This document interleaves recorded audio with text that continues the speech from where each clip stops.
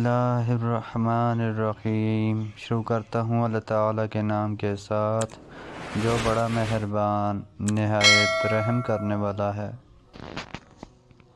حضرت ابو امامہ باہلی رضی اللہ عنہ کہتے ہیں کہ میں نے رسول اللہ صلی اللہ علیہ وآلہ وسلم کو فرماتے سنا، قرض کا ضامن و کفیل اس کی ادائیگی کا ذمہ دار ہے، اور قرض کی ادائیگی انتہائی ضروری ہے۔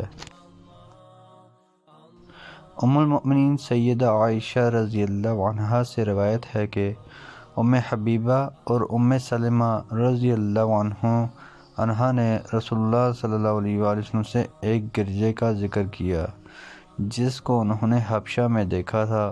اس میں تصویریں لگی تھیں۔ آپ صلی اللہ علیہ وآلہ وسلم نے فرمایا، ان لوگوں کا یہی حال تھا، جب ان میں کوئی نیک آدمی مر جاتا تو وہ اس کی قبر پر مسجد بناتے اور وہاں صورتیں بناتے۔ یہ لوگ قیامت کے دن اللہ کے سامنے سب سے بدتر ہوں گے۔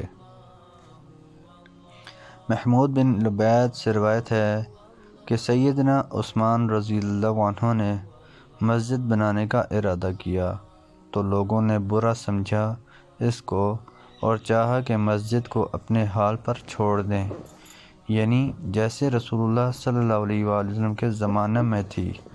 سیدنا عثمان رضی اللہ عنہ نے کہا، میں نے رسول اللہ صلی اللہ علیہ وآلہ وسلم سے سنا ہے، آپ صلی اللہ علیہ وآلہ وسلم فرماتے تھے، جو شخص اللہ کے لیے ایک مسجد بنائے تو اللہ اس کے لیے جنت میں ایک گھر ویسا ہی بنائے گا۔ اسود اور علقمہ سے روایت ہے کہ ہم دونوں سیدنا عبداللہ بن مسعود رضی اللہ عنہ کے پاس آئے، ان کے گھر میں۔ انہوں نے پوچھا، کیا ان لوگوں نے یعنی اس زمانے کے نوابوں اور امیروں نے نماز پڑھ لی تمہارے پیچھے؟ ہم نے کہا نہیں۔ انہوں نے کہا، اٹھو نماز پڑھ لو کیونکہ نماز کا وقت ہو گیا، اور امیروں اور نوابوں کے انتظار میں اپنی نماز میں دیر کرنا ضروری نہیں۔ پھر ہم کو حکم نہ کیا اذان دینے اور نہ اقامت کا۔ ہم ان کے پیچھے کھڑے ہونے لگے تو ہمارے ہاتھ پکڑ کر ایک کو دائنی طرف کیا اور دوسرے کو بائیں طرف۔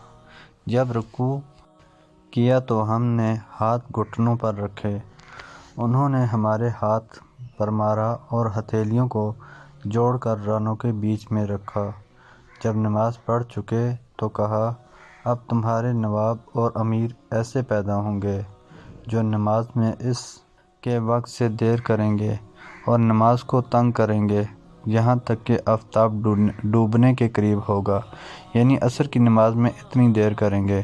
جب تم ان کو ایسا کرتے دیکھو تو اپنی نماز وقت پر پڑھ لو، یعنی افضل وقت پر، پھر ان کے ساتھ دوبارہ نفل کے طور پر پڑھ لو، اور جب تم 3 آدمی ہو تو سب مل کر نماز پڑھو، یعنی برابر کھڑے ہو، امام بیچ میں رہے، اور جب 3 سے زیادہ ہوں تو ایک آدمی امام بنے اور وہ آگے کھڑا ہو، اور جب رکوع کرے تو اپنے ہاتھوں کو رانوں پر رکھے اور جھکے اور دونوں ہتھیلیاں جوڑ کر رانوں میں رکھ لے، گویا میں اس وقت رسول اللہ صلی اللہ علیہ وآلہ وسلم کی انگلیوں کو دیکھ رہا ہوں۔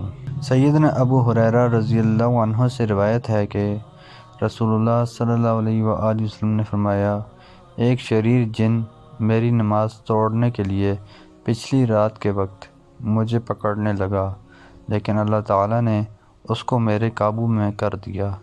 میں نے اس کا گلا دبایا اور میرا قصد یہ تھا کہ میں اس کو مسجد کے ایک ستون سے باندھ دوں تاکہ صبح کو تم سب اس کو دیکھ لو، لیکن مجھے اپنے بھائی سلیمان علیہ السلام کی دعا یاد آئی۔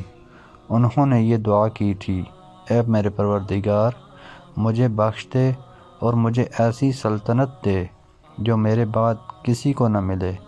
تو اللہ تعالیٰ نے ان کو ایسی ہی سلطنت دی۔ شیطان ان کے تابع تھے، جن مسخر تھے اور پرند ان کی اطاعت میں تھے۔ پھر اللہ تعالیٰ نے اس کو یعنی جن کو ذلت کے ساتھ بھگا دیا محترم دوستو، اللہ تعالیٰ سے دعا ہے اللہ تعالیٰ ہمیں ان حدیث پر عمل کرنے کی توفیق عطا فرمائیں، اللہ تعالیٰ ہمیں دونوں جہانوں میں کامیابیاں عطا فرمائیں، آمین یا رب العالمین۔ ویڈیو کو ثواب کی نیت سے زیادہ شیئر کریں۔ جزاکم اللہ خیرا کثیرا، والسلام علیکم ورحمۃ اللہ وبرکاتہ۔